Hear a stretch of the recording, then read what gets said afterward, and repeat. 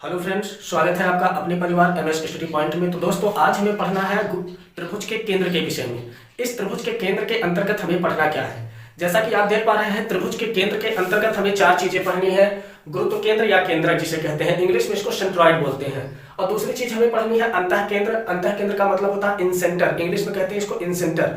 तीसरा चीज हमें पढ़ना है परिकेंद्र के विषय में, जिसको इंग्लिश में कहते हैं सर्कम सेंटर। और चौथा नंबर पढ़ना है लंब केंद्र, जिसको हम लोग इंग्लिश में कहते हैं ऑर्थो सेंटर। ठीक है दोस्तों, इस त्रिभुज के केंद्र के अंतर्गत हमें ये चारों चीजों को बारी बारी से पढ़ना है कि आखिर गुरुत्व केंद्र होता क्या है, या गुरुत्व केंद्र ज्ञात कैसे करते हैं, इनमें तमाम जो बेसिक्स चीजें होती हैं, इसमें आपसी संबंध कैसा होता है, ये सारी चीजें हम गुरुत्व केंद्र के अंतर्गत। और दूसरी बात, अंतः केंद्र क्या होता है। ठीक, अंतः केंद्र से बनने वाली जो अंतःवृत्त होती है उसकी त्रिज्या कैसे ज्ञात की जाती है। तो कहने का तात्पर्य, इन चारों में हमें इस त्रिभुज से ही संबंधित बहुत कुछ पढ़ना है। तो चलिए दोस्त देखते हैं। चलिए दोस्त, इस त्रिभुज के केंद्र वाली कड़ी में जो सबसे पहले हमें पढ़ना है वह पढ़ना है गुरुत्व केंद्र या केंद्रक के विषय में। आखिर यह गुरुत्व केंद्र होता क्या है, ठीक, और ये गुरुत्व केंद्र कहते किसे हैं, ये बनता कैसे है, और इसका इस त्रिभुज में क्या संबंध है। चलिए देखते हैं। सबसे पहले एक त्रिभुज बना लेते हैं। माना कोई यह एक त्रिभुज है, ठीक।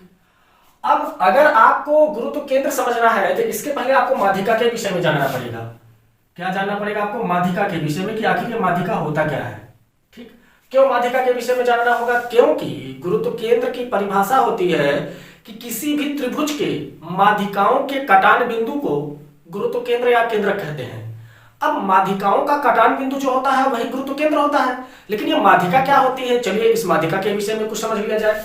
माध्यिका का मतलब होता है कि किसी त्रिभुज की माध्यिका उसे कहते हैं जिस शीर्ष से, जो माध्यिका जिस शीर्ष से खींची जाती है उस शीर्ष पर बनने वाले कोण को भी संविभाजित करता है और सामने पड़ने वाली भुजा को भी संविभाजित करता है। यही माध्यिका कहलाता है। किसी त्रिभुज की माध्यिका का वह गुण होता है, माध्यिका में वह गुण होता है जिस शीर्ष से ये खींची जाती है, इस शीर्ष पर बनने वाले कोण को भी आधा आधा बांट देता है, अर्थात संविभाजित कर देता है, तथा जिस भुजा पर ये पड़ता है इस भुजा को भी संविभाजित करता है।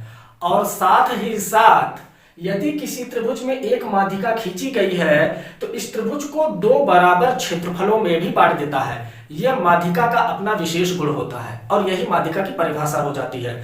माध्यिका का मतलब होता है कि माध्यिका जिस त्रिभुज में खींची जाती है, ठीक, उस त्रिभुज के जिस शीर्ष से खींची जाती है उस शीर्ष पर बने कोण तथा सामने पड़ने वाली भुजा को संविभाजित करता है, तथा इसमें बनने वाले दोनों त्रिभुज के क्षेत्रफल जो होंगे इस क्षेत्रफलों को भी समान दो भागों में बांटता है। यही आपका क्या कहलाता है? माध्यिका कहलाता है। ठीक है, अब आते हैं, ये तो हो गई माध्यिका की बात।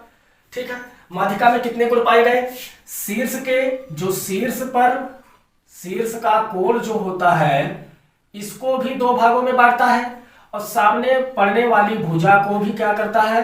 दो समान भागों में बांट देता है।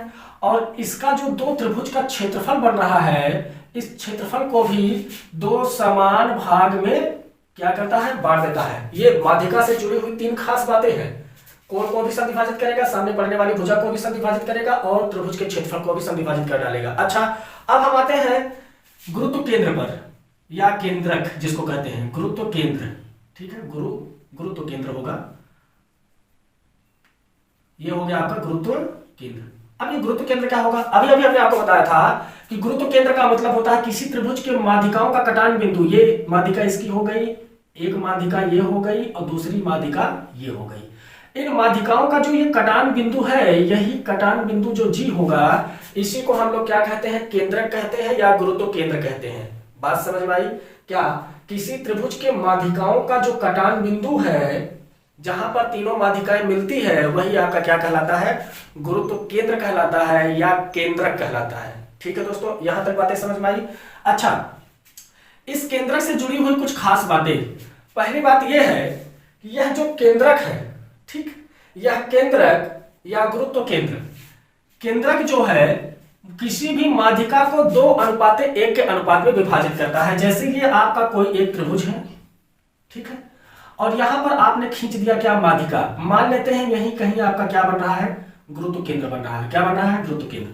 तो यह जो केंद्रक होगा, गुरुत्व केंद्र होगा, यह इस माध्यिका को 2:1 के अनुपात में विभाजित करता है। कभी कभी प्रतियोगी परीक्षाओं में आपसे सवाल पूछ लिया जाता है कि जो आपका गुरुत्व केंद्र है या केंद्रक है, यह माध्यिका को किस अनुपात में विभाजित करता है, तो माध्यिका को 2:1 के अनुपात में विभाजित करता है। यह आपका जवाब होना चाहिए। चलिए ठीक है, इसका एक आंसर आ गया निकल के, 2:1 के अनुपात में विभाजित करता है। अच्छा, गुरुत्व केंद्र से दूसरी जुड़ी हुई बात यह है कि मान लेते हैं, माना किसी त्रिभुज का कोई एक केंद्रक है, केंद्रक या गुरुत्व केंद्र एक ही होता है, बात समझिएगा। यह कोई आपका त्रिभुज है और मान लेते हैं यह आपका केंद्रक है, ठीक है, इतनी बातें समझ में आ रही है ना। यह कोई एक त्रिभुज है और यह आपका कोई एक केंद्रक या गुरुत्व केंद्र है। तो गुरुत्व केंद्र से, इस गुरुत्व केंद्र से यदि तीनों शीर्षों पर, इस गुरुत्व केंद्र से यदि तीनों शीर्षों को मिलाया जाए, तो तीनों शीर्षों को मिलाने के बाद जो ये आपस में 3 त्रिभुज बनेंगे, इन तीनों त्रिभुजों का क्षेत्रफल आपस में समान होगा। कहने का मतलब जितना क्षेत्रफल इस त्रिभुज का होगा, ठीक उतना ही क्षेत्रफल इस त्रिभुज का भी होगा, और ठीक उतना क्षेत्रफल इस त्रिभुज का भी होगा। अगर आप आगे कहना चाहे, नामकरण कर दे ए बी सी, तो आप, और यहां पर जी है ही है, तो आप कह सकते हैं कि एरिया ऑफ त्रिभुज A B G, area of त्रिभुज ए बी जी का क्षेत्रफल बराबर होगा एरिया ऑफ त्रिभुज बी सी जी का क्षेत्रफल, एरिया ऑफ त्रिभुज बी सी जी का क्षेत्रफल, और बराबर होगा area of A C G का क्षेत्रफल, एरिया ऑफ त्रिभुज ए सी जी का क्षेत्रफल। कहने का मतलब इस त्रिभुज में, ठीक, केंद्रक से तीनों शीर्षों को यदि आप मिला देते हैं, तो जो इसके अंदर 3 त्रिभुज बनेंगे, इन तीनों त्रिभुज का क्षेत्रफल समान होता है। और जब इन तीनों त्रिभुजों का क्षेत्रफल समान होता है, तो आप कह सकते हैं, क्या कह सकते हैं कि इन तीनों का क्षेत्रफल का योग क्या हो जाएगा, ए बी सी। तो कहने का मतलब एरिया ऑफ त्रिभुज ए बी सी बराबर हो जाएगा एरिया ऑफ त्रिभुज A B G plus area of त्रिभुज B C G plus area of त्रिभुज ए सी जी। ठीक है, अच्छा, ये दोनों बातें क्लियर हो गई, यहां से आप फार्मूला भी मिल गया। और दूसरी बात ये कि अगर आपको ये कह दे किसी एक त्रिभुज का क्षेत्रफल और पूरे ए बी सी के क्षेत्रफल से अनुपात पूछ ले, तो क्या आप बताएंगे? तो आप कह सकते हैं कि जो मान लेते हैं, अगर हम पूछ ले ए बी जी का क्षेत्रफल पूरे ए बी सी क्षेत्रफल का कितना होगा, तो आप कह सकते हैं एरिया ऑफ त्रिभुज ए बी जी का क्षेत्रफल जो होगा वह पूरे ए बी सी के क्षेत्रफल का, पूरे त्रिभुज ए बी सी के क्षेत्रफल का 1/3 भाग होगा। कितना होगा? 1/3 भाग। कहने का मतलब ये पूरा है, इसमें 3 त्रिभुज बन रहे हैं और तीनों त्रिभुज आपस में समान है, तो अगर एक का क्षेत्रफल पूरे वाले क्षेत्रफल से तुलना कराने के लिए बोला, तो पूरे वाले क्षेत्रफल का 1/3 भाग बनेगा। मेरा कहने का मतलब बस यही है, आप यहां से समझ सकते हैं। ठीक है दोस्तों, चलिए, इसी गुरुत्व केंद्र से या माध्यिका से जुड़ी हुई एक बात और, जहां से हर बार सवाल पूछा गया है और पूछा जाता रहेगा, और हाँ, गुरुत्व केंद्र या केंद्रक का जो हमने इससे संबंधित बातें पढ़ी है, आज इस कॉन्सेप्ट को क्लियर करके इसके अगले वाले वीडियो में हम इसी से संबंधित जितने भी टॉपिक के सवाल बन सकते हैं, 4, 6, 10, वो सारे सवाल पर हम चर्चा करेंगे। तो चलिए देखते हैं, माध्यिका से जुड़ी हुई एक बात और रह गई है क्या, कि यदि